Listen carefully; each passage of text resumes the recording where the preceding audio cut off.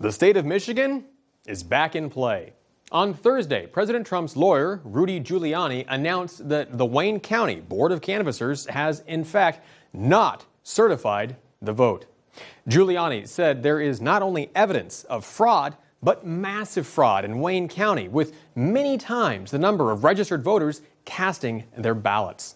The wildly contested battleground state, which Democrats have been calling for Joe Biden since election night, now appears to be up in the air, with odds favoring a Trump victory.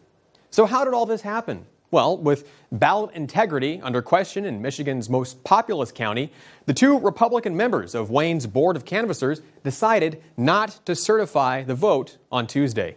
It was a huge decision, putting the state up for grabs again.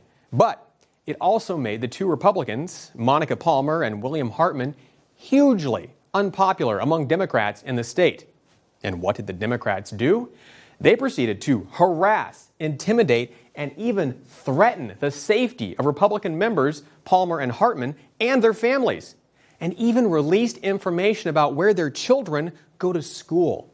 One woman at the meeting, Ashley Daniels, called them racists and went as far as threatening to come after their heads.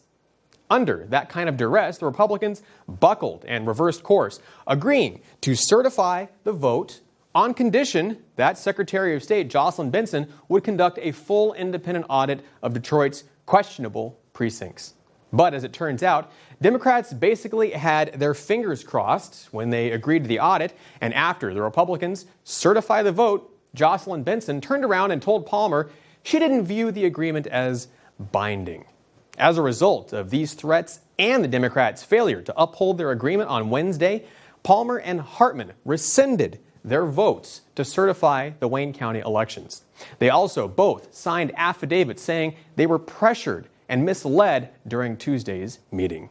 So what happens now? Well, the Secretary of State's office claims there's no legal mechanism for Palmer and Hartman to rescind their votes. But President Trump's legal team confirmed on Thursday that the vote has not been certified.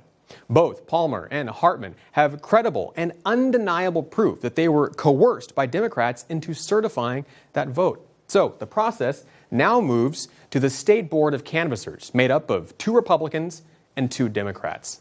Considering how Palmer and Hartman were treated and their sworn affidavits, it's highly unlikely that the Republicans in the State Board will move forward with certifying the vote, although sources tell us they are under extreme pressure from Democrats to get it approved. If they don't, then the process moves on to the State Board of Legislators, which is controlled by Republicans and would ultimately mean a victory for President Trump.